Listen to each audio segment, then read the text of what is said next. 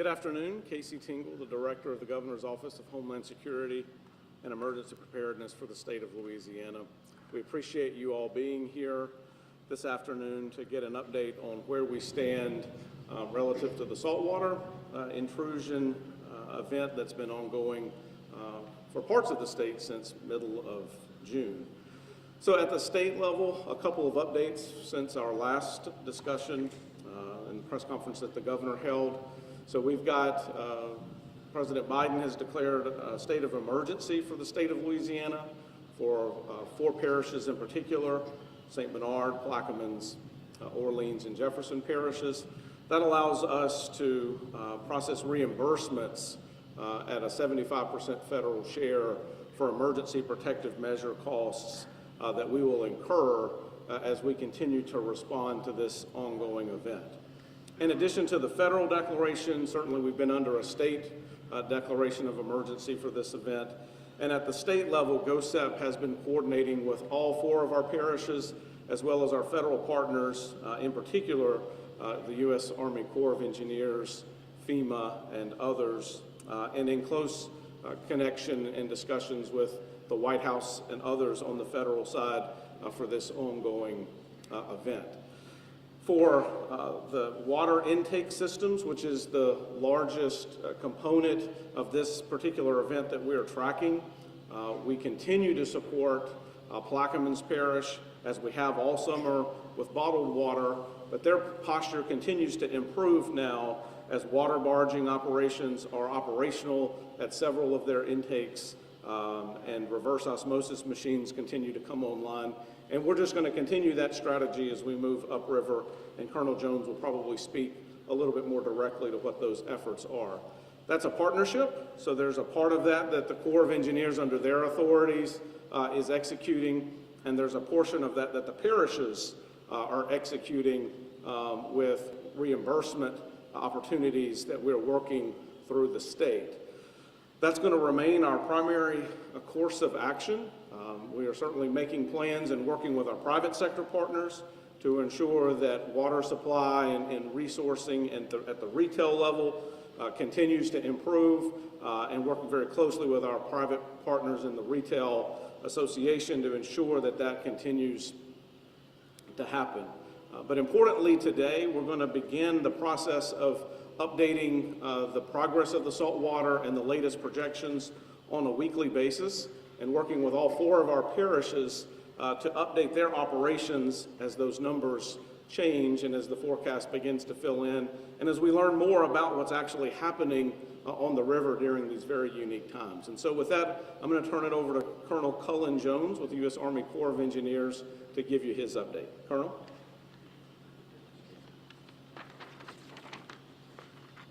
And once again, good afternoon, everyone, and thank you so much for joining us. As you heard, I am Colonel Cullen Jones, the 65th Commander and District Engineer for the Orleans District U.S. Army Corps of Engineers. And as always, I would like to thank Governor Edwards and all of our local, state, and federal partners as we work together during the drought here on the Mississippi River. It has been absolutely inspiring as we've seen the region come together as a team of teams to mitigate this impact. So as you heard from Casey, where is the current location of the toe of the saltwater wedge?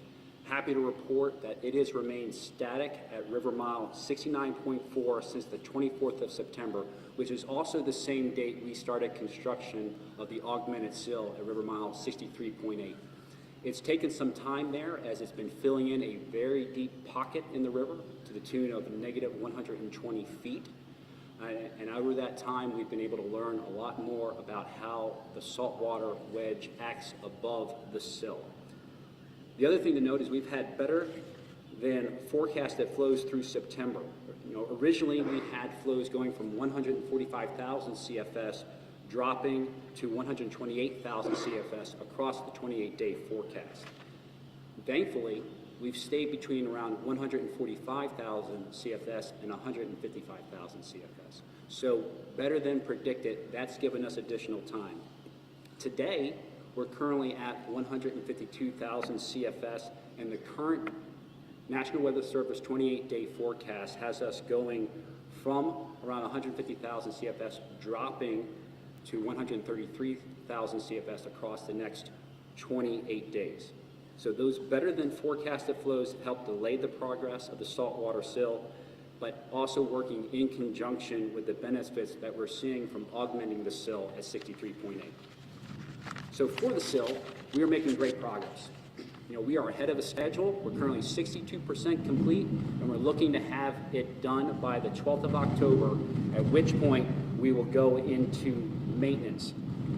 That's going to mean that we're going to raise approximately 2,200 feet of the sill to an elevation of -30, while we maintain the 620-foot notch to a depth of -55 for our nationally critical navigation. Our daily river surveys show that the salt water that overtops the sill has less salinity and density than that behind the wedge. And what that means is it makes it very sensitive to upticks in flow in the river, which we've seen through the month of September. This benefit, coupled with the better than forecasted flows in September and the updated 28-day National Weather Service forecast going into October, has enabled us to update our models and projections for the saltwater impacts. So before I talk through the updated timeline, I want you to understand how our modelers are developing this conservative projection. First, they take the National Weather Service 28-day forecast that is projected from October to go from 150,000 CFS down to 133,000 CFS. It also has assessed that we're going to have about 2 days of rain of October, which makes sense. It's typically our driest month down here in South Louisiana. Beyond the 28-day forecast, our modelers are extending that forecast by going from that 133,000 CFS at the end of October and decreasing it down to 120,000 CFS through November. They're depth permitting at about 1,000 CFS every 3 days. And very conservatively, they're also assessing no rain in November. Why am I saying that? So if we get better than 2 days of rain in October and we see rain in November, these projections will improve. And as such, we're going to continue to update our models every week based off the latest National Weather Service 28-day forecast, our daily river surveys, and our increased monitoring of the benefits of the augmented sill at River Mile 63.8. As such, you can see on the boards the updated estimated impacts for the water treatment facilities along the Mississippi River. Generally, we will still see impacts to both Plaquemines and St. Bernard Parish in the month of October, but we also see delayed impacts to the Algiers and Gretna facilities in late November. Currently, through our extended forecast through the month of November, we see the potential for no chloride impacts affecting West Jefferson, Carrollton, and East Jefferson water treatment facilities. And as I stated, moving forward, we will continue our daily river surveys to monitor the toe of the saltwater wedge and the performance of our augmented sill. We will provide those models every week based off the latest National Weather Service 28-day forecast and share them with the public every Thursday for their planning, readiness, and response efforts. As you heard from Casey, in addition to our tracking, monitoring, and monitoring efforts of the saltwater wedge, we are also continuing to provide drought assistance under Public Law 8499. Our water barging efforts are continuing to go well. We are already executing deliveries at both Port Sulphur and Port Allahash. All 4 requested road pews by the Corps of Engineers are under contract. They're either on site or will be delivered between now and the 24th of October. Lastly, we continue to provide technical assistance for the contingency planning at both Jefferson and Orleans parishes through both subject matter experts and expedited permitting. Lastly, I just want to remind everyone that the Corps of Engineers continues to stay here steadfast in support of the state and parishes' response to these efforts, and it's been actually phenomenal to see the response across the board. Thank you very much.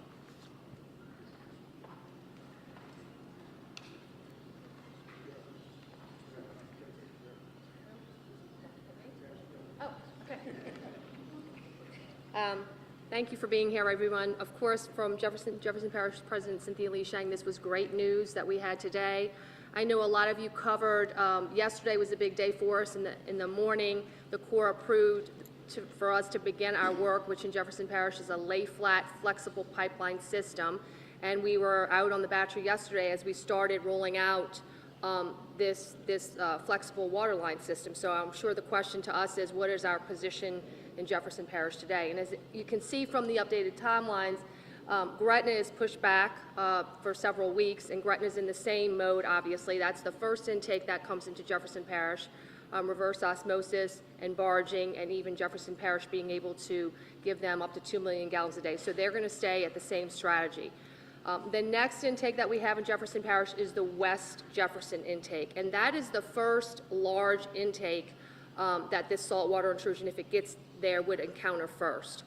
Because we've already mobilized and our contractors are already mobilized, because the equipment is already there in place, because they were already starting to lay it out, and just due to the nature of this changing environment that we're going to get new forecasts every week, we certainly don't want to lose any time or get flat-footed if something were to change on us.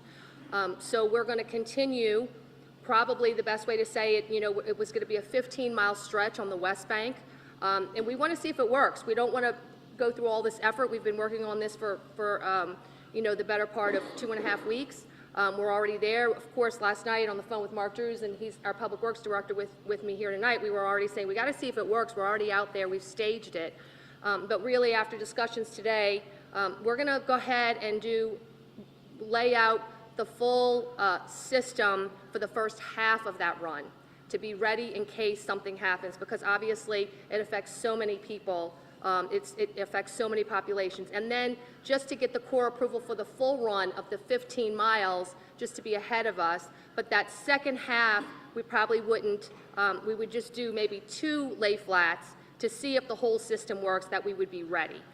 Again, it would be like the first half of the run for the first 7 miles. We're going to be ready in case the forecast changes, and we're going to go the full 8 lay flats. And then the second half of that run, the next 8 miles, we're going to just test it, so to speak, and lay much less pipe, but go ahead and get the Corps approvals and make sure the landowners know we're coming if need be.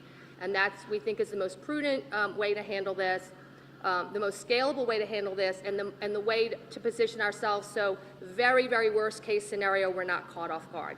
And that's the position, and again, with emergency management situations and with our team, we want to pivot as much as the current information allows us to do so. And I think this is, the conversations we've had this morning with our teams, this puts us in the best position to be ready, to be very grateful if we don't have to use it, but because the costs are already incurred and the equipment's mobilized, we're certainly just not going to have it there without being ready.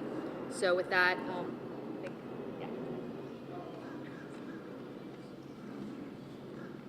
Afternoon, everyone. Colin Arnold, Director of the Office of Homeland Security and Emergency Preparedness for the City of New Orleans. Our team has been working diligently around the clock to develop contingency plans to develop and provide safe, clean drinking water in the case salt water affects treatment facilities in New Orleans. This updated projection is clearly a relief to all of us, but our job in emergency management is to prepare for the worst. I've instructed my team to focus on 2 mission objectives. The first is to ensure that we have transparent, reliable communications about what's going on and how to prepare if necessary. Over the last 2 weeks, we've been working to make sure that you have the most accurate and reliable information. You may find the answers to many of the questions you're looking for by visiting ready.nola.gov or emergency.la.gov. We ask that you stay connected in New Orleans by signing up for the city's emergency alerts by texting NOLA READY, one word, to 77295. For emergency alerts in Spanish, text ESP to 77295. The second mission objective is to focus our efforts on the West Bank, the Algiers water plant, so that we will be prepared to provide multiple water distribution locations for those who cannot afford. Those who can't pick up water due to physical limitations will be a priority for us. We will provide a way for you to let us know that you are unable to get water. Many community partners have reached out to us and the NOLA Ready team, indicating their readiness to assist in whatever capacity they can. I want to thank in particular Together New Orleans, the crew of Red Beans, Imagine Waterworks, and Team Rubicon, among many others.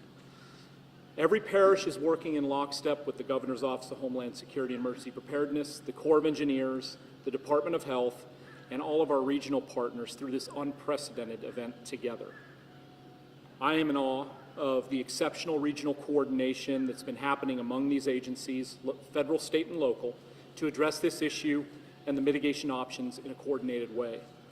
We will continue to do everything in our power to protect and safeguard residents and visitors of South Louisiana and lessen the potential saltwater intrusion in a coordinated way.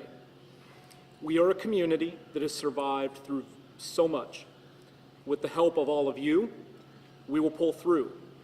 I'm confident in this, I'm confident in this team, and I'm confident in all of you and our residents in this region, the place we call home. I think that I am especially appreciative to the media about the attention that has been brought to this. I believe it's made an impact to our federal delegation in Washington, D.C. We know and anticipate that in the coming future, very near future, that we will have visitation from various federal agencies to try and develop a solution that is permanent, because I believe that, I think we all believe that we will face this again at some point, and we really want to resolve this issue. And I think we've demonstrated as a region that we're willing to sit down and figure this out. Thank you. Thank you, Colin. Thank you, Colin, Colonel Jones, and Kate from GOHSEP. My name is Ron Spooner, the Interim General Superintendent of the Sewage and Water Board. So, again, today is a blessed day. We'd like to sincerely thank our partners with the Corps, GOHSEP, the Governor's Office, as well as our partners in Jefferson Parish, St. Bernard Parish, Blackman's Parish, as well as the City of New Orleans, including Mayor Cantrell, who also serves as the President of the Board of Directors at the Sewage and Water Board. At every level, we've had their unwavering support, without a doubt. So this is certainly welcome news, what we're hearing today, and for the utility as well as the customers we serve. However, we intend to stand the course until the situation is completely resolved, and that's really the key. So again, we want to be clear, no plans are being canceled. In fact, it's the quite opposite. So again, this gives us time for more planning, what we need to do on the West Bank. We'll shift toward the West Bank, and also continue that planning on the East Bank, because Algiers is potentially facing an impact from saltwater intrusion, as indicated from the latest news, November 23rd. This affords us more time to ensure the solution we choose is the most cost-effective and sustainable method possible. So we plan to rebid Algiers water intake project today. The goal is to get that on the straight, and part of that is with the updated information we've received this week from the regional partnership we had, but most like to point out from the Corps' technical team advising the Sewage and Water Board on the technical advice specifically related to the Mississippi River levee. The Algiers project will still utilize the fresh barge water cofferdam concept at the West Bank intake. So at our East Bank treatment facility, we have our contractor ready to deliver pipe and complete that project within 30 days should, and I want to say should, the USAID shift the timeline in the coming weeks. So that's why we still have to use that planning effort. I'd also like to thank our legal team for working diligently, long hours and days to finalize on the legal side the cooperative endeavor agreement between GOHSEP and the Sewage and Water Board in order for us to access the necessary federal funds to pay for this project. Again, this is a collaborative effort, without a doubt. We want to make sure any costs are covered so we do not pass these costs on to our ratepayers. In the meantime, we will continue to provide daily salinity reports in partnership with the Louisiana Department of Health on SWEPNO's website, and I'd like to mention on a new web dashboard available today. So that's something that we have out, a dashboard today on our social media accounts, and we'll keep all our customers informed at every step of the day for the duration of this event. And beyond this, we are committed to exploring long-term solutions, because again, the pipeline we all talked about is a temporary solution, but as a regional effort with our federal, state, and local partners, we will explore long-term solutions. And finally, I would like to say today is truly the answer to all of our collective prayers. Thank you for continuing to pray for us, for all in Southeast Louisiana.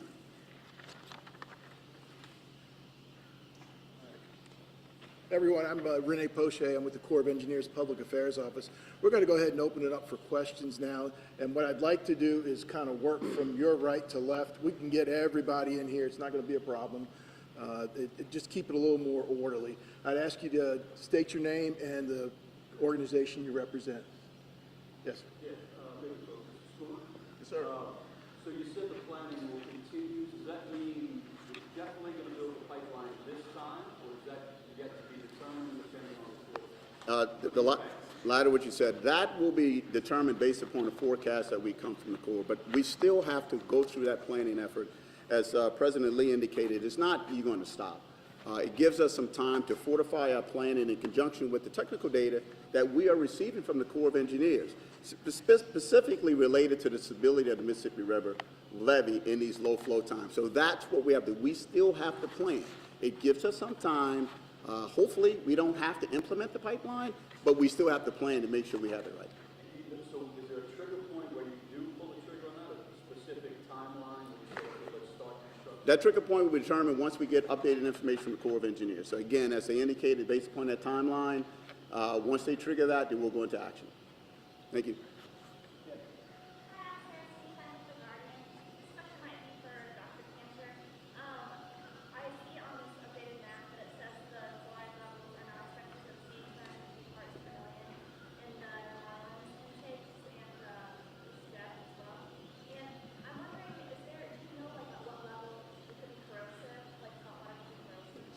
Yeah, thanks, Sarah. That's a good question.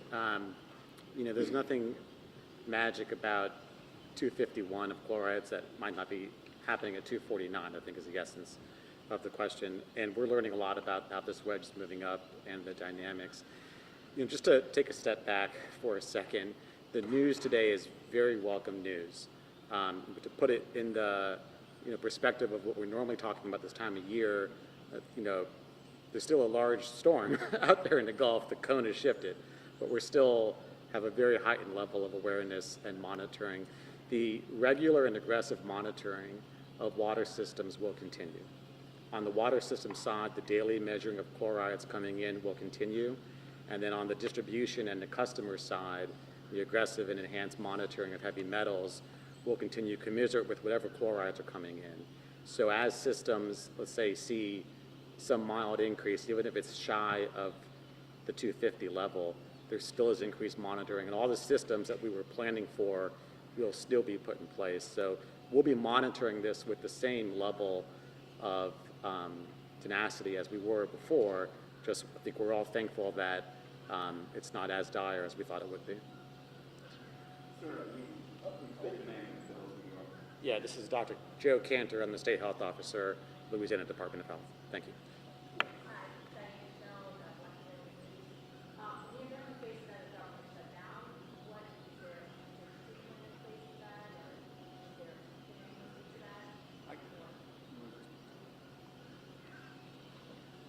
I speak for Orleans Parish and for some of our partners here that, unless they want to chime in as well, the shutdown was certainly something that we were, heavily monitoring and considering. But I will say that it did not impact, or the potential of it did not impact the Corps' work. We had very early assurances from Region 6 at FEMA, and I'd like to say that all of our communities have a great relationship with FEMA.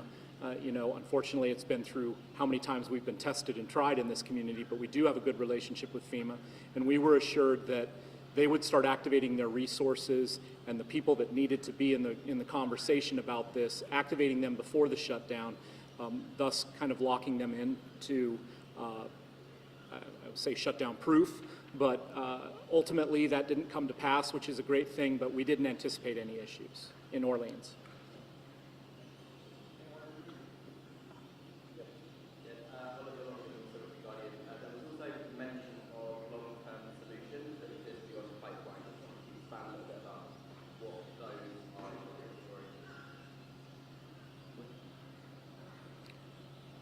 Well, I mean, there's a couple of different ideas for long-term solutions. I think a pipeline and intake system is one. Desalination plant is another.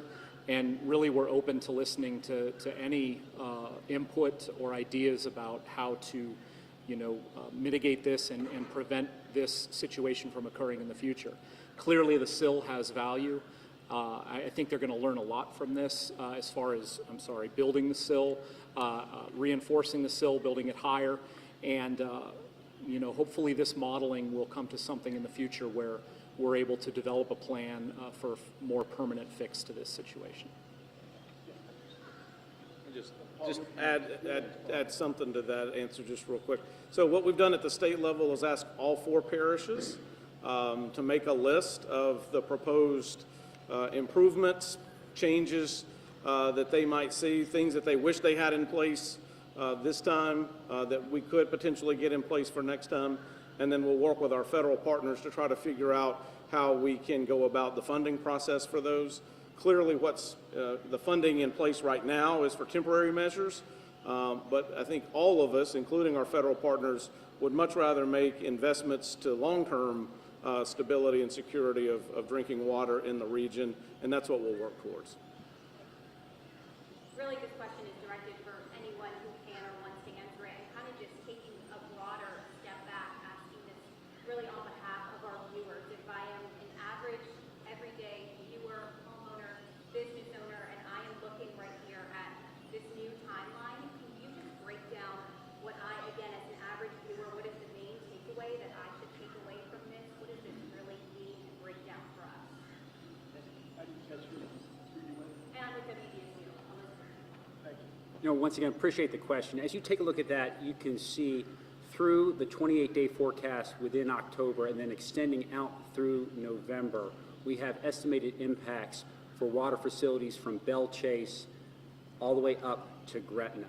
What does that mean for our average viewers? That means that the Corps of Engineers is going to be working with the parishes to provide drought assistance, and that's going to look to be both water barging at those locations and then also providing reverse osmosis purification units. At the same time, the parishes are actively working to set conditions so that those treatment facilities can receive those water barging that's coming in by setting up reservoir barges so they can transfer the water in there so they can then do blending to make sure the water is at safe salinity levels. At the end of the day, it's going to be able to maintain water supplies for the populace.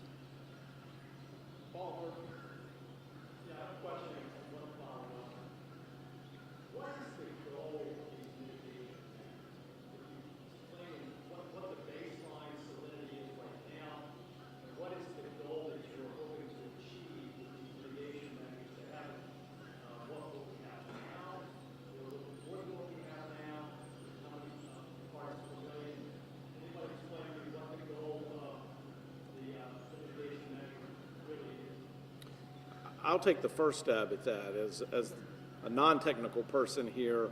The goal is to maintain as close as possible the normal operations of our water treatment facilities and drinking water capabilities across this impacted area. So short story is we want to stay well below the 250 number. We want to be as close as we possibly can to normal operations so that our critical infrastructure partners, hospitals, healthcare, correctional facilities, all of those types of facilities are able to maintain their daily operations, that the family getting water from their tap doesn't see impacts to that, and we're able to maintain the regular use of those systems. Now, Lower Plaquemines Parish has been impacted for several months now, but they are on the path to being in a better posture today than they have been since the middle part of June, particularly in the Boothville area, because those water barging operations are already underway, as Colonel Jones indicated, and so their drinking water is vastly making improvements relative to where they've been. For all the other intakes, it's to be able to maintain with water barging, reverse osmosis, as much as possible the quality as their normal operations of their water systems. Anything you want to add to that? Got it.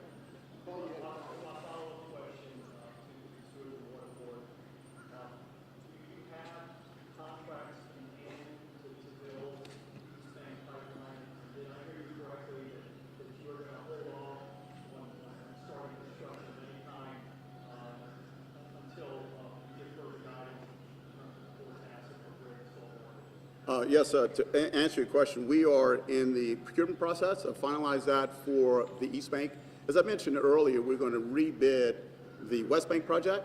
A week and a half ago, we did put both projects out.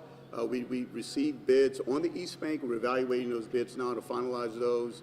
And again, based upon today, we can slow down again a little bit and then put a little bit more effort into that evaluation as far as design. So the board's intent is to go forward with the award on the East Bank relative to the planning purposes, because we, as the Colonel indicated, you never know what may happen within the 28-day forecast, and I said earlier, we have to plan. So again, from a constructability standpoint of view, that may have pushed out to the right somewhat based upon the forecast, but we still have to plan and get our ducks in a row relative to, if anything does happen, are we ready to pull the trigger? Number one, on the West Bank, we are rebidding the West Bank, as I said earlier, based upon the good technical data that we received from the Corps' hydraulic team this past week in relation to stability of the Mississippi River levee. That is going to go out today and to accept bids next week. Again, it's not a big rush, but since that, per the latest guidance, that Algiers may be impacted November 23rd, the plan is still to move forward with the planning and the construction activities associated with the Algiers water intake facility. Thank you.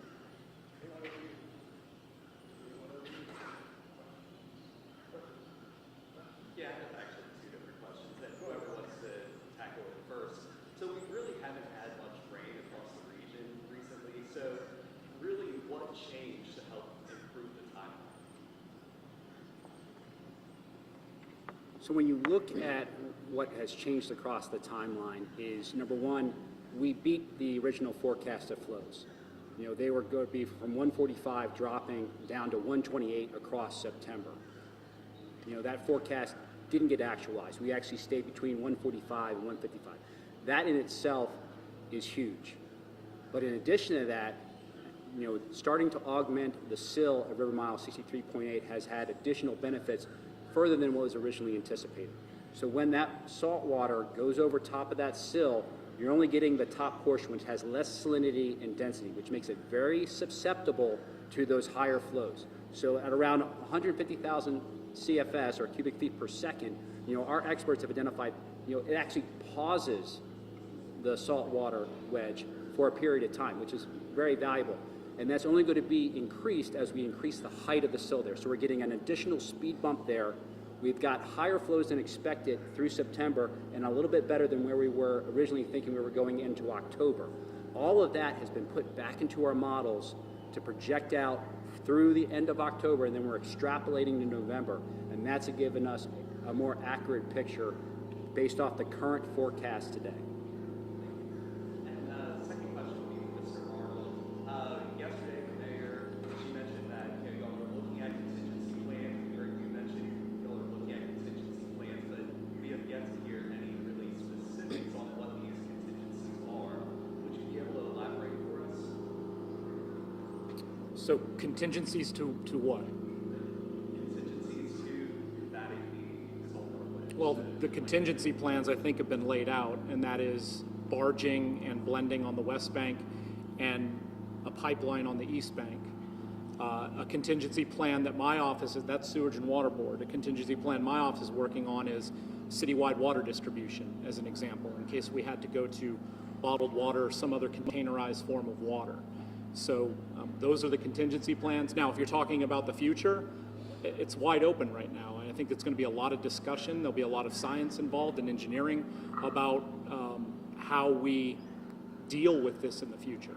Does that answer your question? Yeah, go ahead, Paul.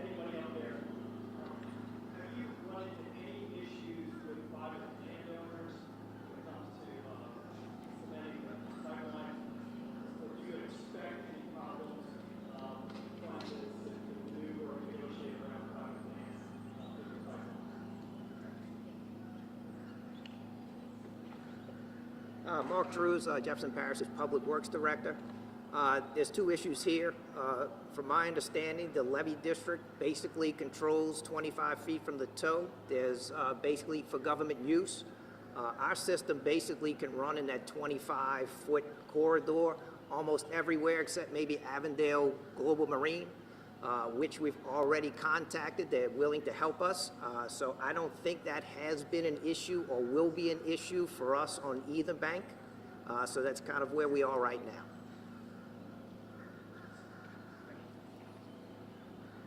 All right, ladies and gentlemen, that concludes today's press conference. Thank you so much for coming out.